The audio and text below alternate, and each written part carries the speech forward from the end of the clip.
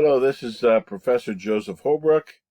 Welcome to a new series, Introduction to Latin American Civilization. The course is called LAH 2020 and the spring of 2023. And we're going to dive right in with a welcome to Latin America and a brief overview of Latin America. So, Latin America was born in blood and fire. This is based on a book by John C. Chastain called precisely that, Born in Blood and Fire. And his basic thesis of his book is that Latin America has difficulties because it has a troubled baggage, a founding trauma that basically he calls blood and fire, which was the original violent conquest of the indigenous people and the African slave trade. That those two things have cast a shadow over Latin America and has complicated its entry into the modern world. That's basically John Chastain's opening thesis. And his desire in this book is to present a very readable, single narrative about Latin American history for the new student of Latin American history without getting into too much detail or too much in the weeds of Latin American history, economics, sociology.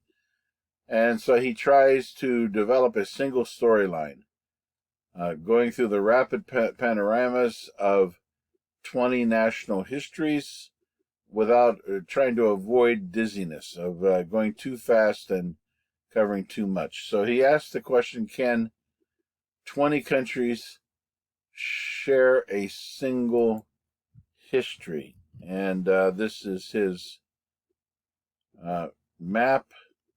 He's including in Latin America everything from northern Mexico and southern Florida down through the tip of Argentina and Chile. And according to his count, there are 20 Latin American nations. I believe he's including Brazil in that count, but we'll have to see what are some of the others that he includes. I've heard 21, but he's counting 20. So he points out that Latin America is not only part of the global South, but it's also part of Western civilization. It's a bit of a conundrum because in Latin America, 9 out of 10 Latin Americans speak a European language, such as Portuguese, Spanish primarily, French, and they practice a European religion, primarily Roman Catholicism. Most of the world's Roman Catholics are Latin Americans. In fact, Brazil has the largest number of Roman Catholics of any country in the world. It also has the largest number of Pentecostals, oddly enough. The first non-European pope was chosen in 2013 in Argentina, Pope Francis. Some Latin Americans still grow corn and beans in small plots and dwell in earthen floored houses with sagging red tile roofs.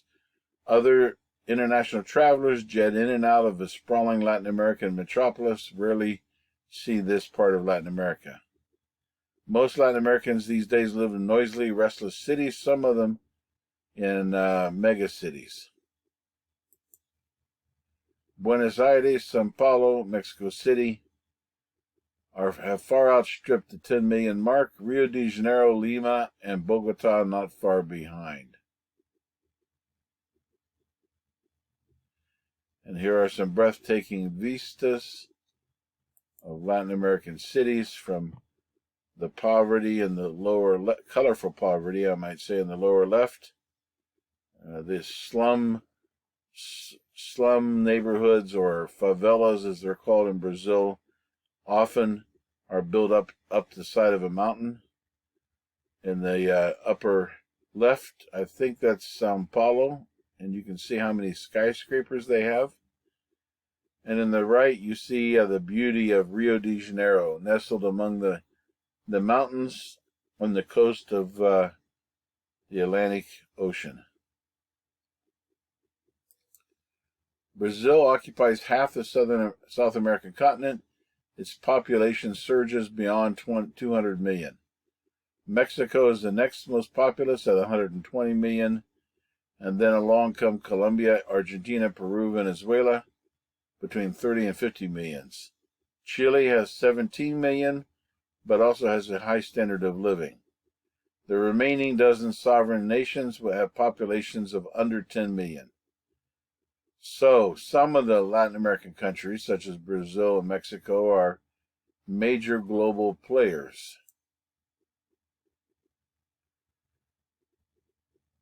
Most of Latin America lies in the tropics, with no well-defined spring, summer, fall, or winter. When I lived in Bogota, Colombia, as an exchange student, that was the case. It was cool, like the low 70s year-round, and the only difference in the seasons was rainy season versus dry season. In order to get a warm weather, you'd have to get in a car and drive down the mountain 2 hours for the temperature to rise 20 degrees. Latin American mountains are the world's most densely populated for historical reasons. Chile, Argentina, and Uruguay comprise the southern cone of South America, and they lie mostly or entirely outside the tropics, that is, to the south of the tropics, with climates similar to parts of the United States. The continent's craggy southern tip is a land of glaciers and Antarctic influences. And there you see a picture. And here are some more pictures of the Amazon River, the Andean Mountains, Iguazu Falls. Enormous disparities of wealth and well-being exist in Latin America. Many Latin Americans live and work in circumstances not so different from those of middle-class people in the United States, but many still inhabit hovels and endure a poverty and deprivation rare elsewhere in the developed world. The Southern Cone countries have stood respectably high in the global rankings of social development. Most Latin American countries now hold middling rank globally in the combined measure of people's education, life expectancy, and buying power. The small countries of Central America, with the notable exception of Costa Rica, are lagging behind and are worse off generally than those with large and historically oppressed populations, as are those with large and historically oppressed populations of indigenous people like Guatemala and Bolivia.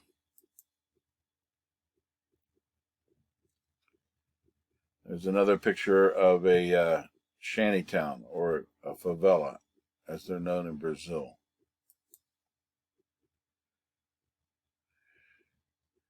Latin America is racially diverse. The population of Latin America is a mixture of Europeans, Africans, and indigenous American Indians, which actually share some genetic similarity with Asians. All three elements are present in every country, and the possible configurations vary. Guatemala and Bolivia, for example, along with Peru and Ecuador, have large populations of indigenous people. Many countries continue to speak native, not many countries, but many populations continue to speak native languages such as Quechua or Aymara. In Mexico, it would be Nahuatl. And they live separately from Spanish speakers and follow distinctive customs in clothing and food. African genes are predominant in Brazil and the Caribbean, particularly in Haiti and Cuba, for example. Dominican Republic to some degree.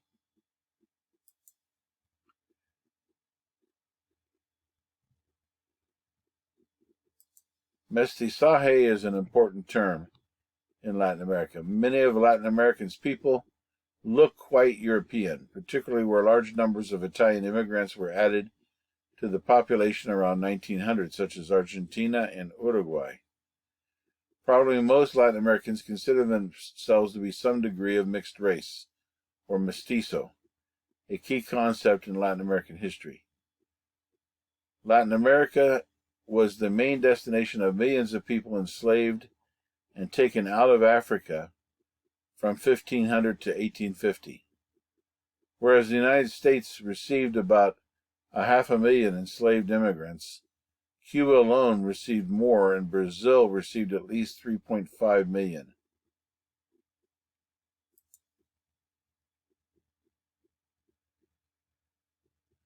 So, John Chastain asks the question, do these 20 countries really have a single history? And he answers it in a nuanced and complicated fashion. No, they do not, in the sense that a single story cannot encompass their diversity. But yes, they do, in the sense that all have much in common. They experienced a similar process of conquest and colonization. They became independent more or less in the same way, mostly at the same time. They then struggled with similar problems in similar ways. Looking back after 2 centuries of independence, one sees that similar trends have washed over the entire region, giving Latin American history a well-defined ebb and flow.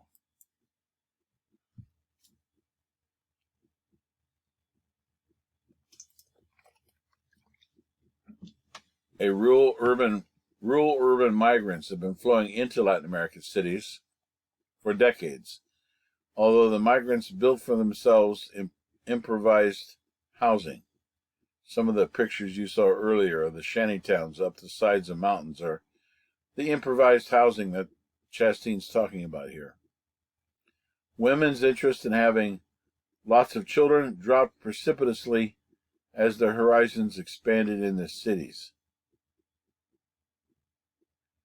By the 1980s, Latin America's population is graying faster than it is growing. During the Cold War, the Soviet Union rivaled the United States militarily. Latin America became a sort of battleground or geopolitical chessboard. Marxist guerrillas and nationalist regimes squared off against their own armed forces, which were allied with the U.S. military.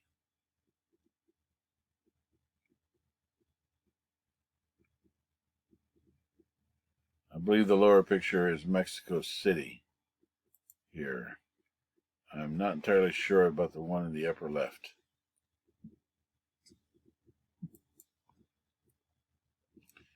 Winners and losers.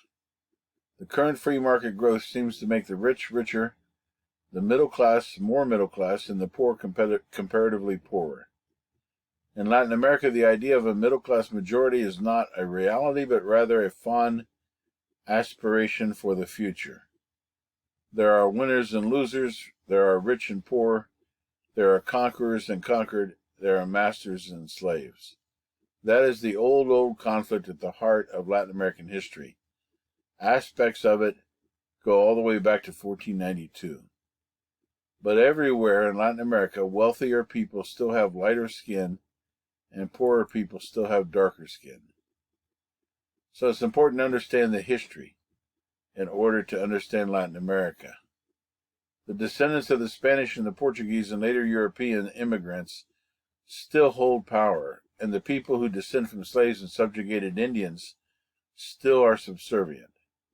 Half a millennium later, this is clearly the enduring legacy, rippling across the centuries, of the fact that African, European, and indigenous American people did not come together on neutral terms, but on the contrary, they came together in a hierarchy of exploitation. To understand Latin America, you've got to understand this history. That's what this whole book is about. In the 1550s, the Spanish and Portuguese colonizers imposed their language, their religion, and their social institutions on indigenous Americans and enslaved Africans, people who labored for them in the mines and fields, who served them too at the table and sometimes in the bed. After 3 centuries of this, things began to change when Latin American countries became independent. Independence created a string of the world's first constitutional republics in the 1820s. Imagine that for a moment. Latin America is often thought of as lagging behind the rest of the world. However, the first constitutional republics emerged in the American hemisphere. So in that sense, the Americas were the groundbreakers. Henceforth, Latin American nations were to rule themselves. For almost 2 centuries, it didn't work very well, partly because of the weight of Latin America's conflictive history.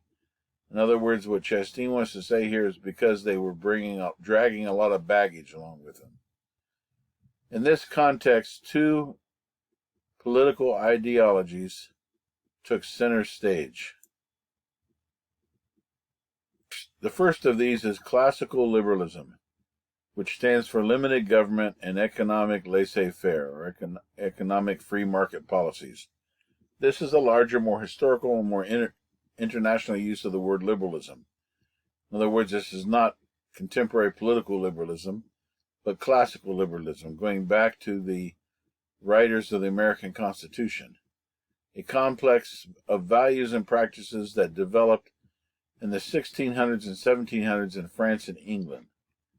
Liberal ideology favored progress over tradition, reason over faith, universal over local values, and free market over government control. Latin American liberals have been friends of the United States and international capitalism.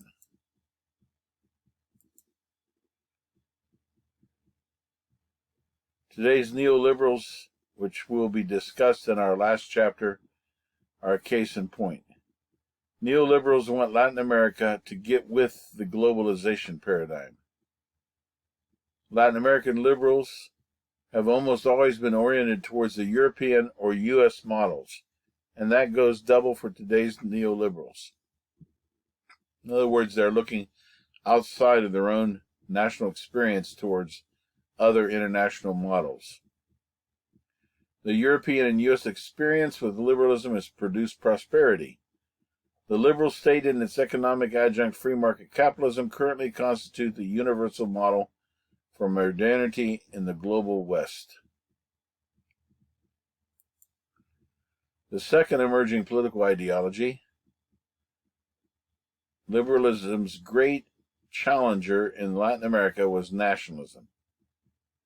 Over the last 2 centuries, the surface of the entire globe has been converted from kingdoms and empires into sovereign nations, a breathtaking transformation. Nationalism is thus a major theme in modern world history, sometimes constructive, sometimes destructive. Nationalism, to define it, nationalism is the idea that everyone ought to be part of a nation and that nations should rule themselves. So this leads to a pendulum swing in Latin American history between liberalism and nationalism. They have alternated in ascendancy overall for a century, and their rivalry isn't over yet. Latin American history involves much more than politics and economics. Latin American history also involves rich culture and fascinating people, not to mention considerable blood and fire. Before we begin our story, there is a final consideration. In Latin America, nation building has been carried out over the entire 19th century in artistic circles, government ministries, and public schools. In the 20th century, nationalism has rallied the masses and challenged liberal values like free trade. Nationalists want Latin America to resist outside control and influence. Nationalists appeal to national uniqueness and authenticity. A national family must take care of its own weaker members. Some Latin American nationalists are conservatives who value local traditions, especially religious ones. Today, many Latin American nationalists are socialists or social democrats who stand to the left of liberals on the political spectrum. This concise history for U.S. readers who are encountering Latin American history for the first time. In order to understand the new thinking of Latin America, one must be acquainted with the old thinking of Latin America. Latin American history, in the traditional U.S. view, has long been a story of failure.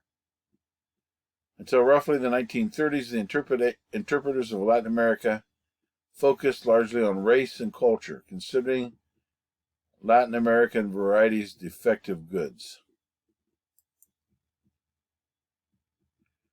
The old thinking on Latin America viewed hot-blooded Latins with way too much non-white blood. According to this outmoded idea, they simply lack the self-discipline and the brains to make stable, prosperous, democratic societies. This is obviously racist. As Catholics, they lacked a Protestant work ethic, to make work not just a necessity, but a virtue. And their tropical climates further discouraged economic activity with debilitating heat and too many sensuous satisfactions, such as papayas and passion fruit, literally growing on trees. In this version, Latin American history was racially, culturally, and environmentally determined, and more or less inescapably so. Modernization theory came about in the 1940s and 50s. It was an improvement on the old thinking, although it had some flaws of its own. After World War II and its intellectual aftershocks put a sort of determinism out of style, U.S. historians of Latin America replaced the former villains of Latin America's history, which were indigenous and African genes, with new bad guys, backward mentalities and traditional social structures that would have to be modernized so that Latin America could advance along the developmental trail blazed by other countries. Modernization theory was an advance over racial and environmental determinism. However, it maintained some of the existing stereotypes. Greedy landowners and backward rulers took over explanations for Latin American problems. These explanations continue to focus on the onus of responsibility on Latin America itself. And so we come to a breaking point in 1959 in Cuba, and this coincides with the emergence of dependency theory. Dependency theory offers valid insights, but is outdated. Revolution has gone out of style, and Latin America's capitalist economies and liberal democracies seem to be working better. In the United States, interest in Latin America now focuses on matters that preoccupy us at home.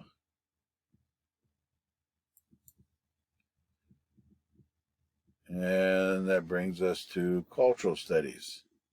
At the beginning of the 21st century, both the humanities and the social sciences have given new prominence to ways in which race, class, gender, and national identities are constructed in people's minds.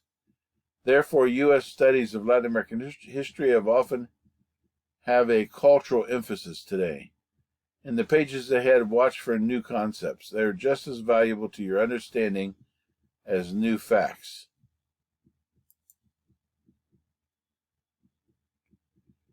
Here's another picture of modern Latin America with much more than 20 countries. So we'll be talking about which countries are part of Latin America, but obviously one question would be, are Guyana, Suriname, and French Guyana, none of which speak Spanish, French Guyana speaks a Latin language, French. Are they part of Latin America? How about Puerto Rico, which is not really a nation? Or Haiti, which is French-speaking. So those are some things to think about. And one of some of the new terms that we learned about in this episode were liberalism and nationalism. Very important concepts to know. So at the end of this, we have some study questions to consider. Can you describe the contrast among the various Latin American countries? How is it possible to combine them into a single historical narrative? What kinds of changes have characterized the region in recent decades? How has thinking on Latin America evolved in the United States? So that completes our first lecture on Introduction to Latin American Civilization for LAH 2020 in the spring of 2023 in Miami, Florida. I'm your Professor Joseph Holbrook. Please feel free to reach out to me with a Canvas message, email. You can contact me on Slack, on Twitter, Facebook. I'll be happy to assist you in any way we can. All right, thank you. See you next week. Bye.